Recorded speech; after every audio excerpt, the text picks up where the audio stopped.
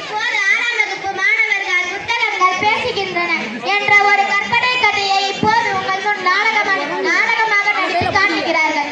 அனைவரும் கண்டு கழித்து மகிழ்க.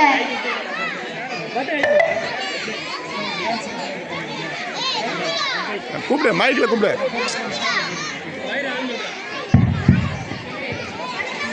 வணக்கம் அம்மா. வணக்கம் அம்மா. அம்மாங்கள் என்ன பேச ஆரம்பிக்கலாம்? மகேஷ் என்ற மாணவன் புத்தகங்களை பராமரிக்கவில்லை என்றதால் அனைத்து புத்தகங்களும் நீதி கேட்டு வந்திருக்கிறது. அப்படியா? ஆச்சரியமாக இருக்கிறது. சரி, வர சொல். மகேஷ் மகேஷ் மகேஷ். வணக்கம் அம்மா. English book English book English book. வணக்கம் அம்மா. இவரான நான் மகேஷ் கிட்ட வரும்போது அழகிய பிங்க் மற்றும் கிரே ட்ரெஸ்ஸில் பளபளப்பாக அழகாக இருந்தேன். இப்போது பாருங்கள், இவரான கிழிந்து போன கந்தல் துணி மாதிரி இருக்கிறேன். என் மீது கருப்பு இங்கு மற்றும் கொத்தி போட்ட கொத்து பரோட்டா மாதிரி இருக்கிறேன். தாங்கள் தான் மகேஷுக்கு தகுந்த தண்டனை வழங்குமாறு கேட்டுக்கொள்கிறேன். மகேஷ், வகுப்பாசிரியர் அழகிய அட்டை போட கூறவில்லையா?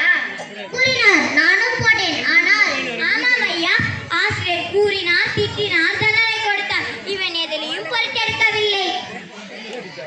Sorry sir. சாரி சொன்னால் மட்டும் போதுமா? அடுத்தது யார்? Social note social note social note. வணக்கம் அம்மா.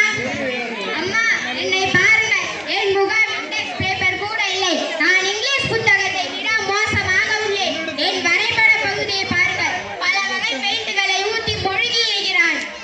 S S. பள்ளியில் என்னை எழுக்கும் பொழுது முரட்டுத்தனமாக இருப்பான். அப்பொழுதே என் தாள்கள் எல்லாம் கிழிந்துவிடும். அவனுக்கு பக்கத்தில் இருக்கும் சோஃபியாவின் புத்தகத்தை பாருங்கள், எவ்வளவு அழகாக வைத்திருக்கிறான். அடுத்த கம்ப்ளைண்ட் யார்? Bag bag bag. வணக்கம் அம்மா. அம்மா, என்னை பாருங்கள். நான் எப்படி கிழிந்து இருக்கிறேன்.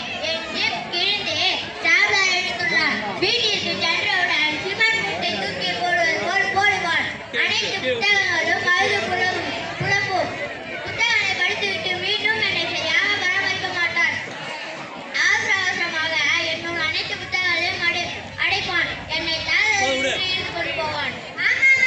யார் அது? என்னவாக இருந்தாலும் கூண்டில் வந்து கூறுங்கள். ஐயா, நான் தான் கணக்கு நோட்டு.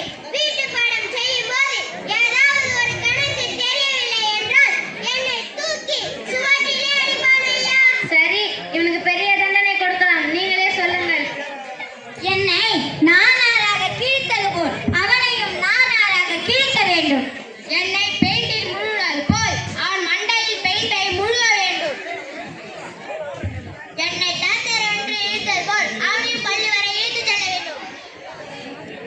என்னை தூக்கி சுவரில் அடித்தது போல் நான் இவனையும் தூக்கி போட வேண்டும். சரியான தண்டனை. வாருங்கள், அனைவரும் போகலாம்.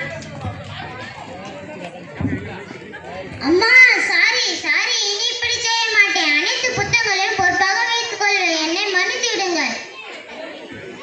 ஓகே. இந்த கட்சாங்க வாமா அப்படியே. சில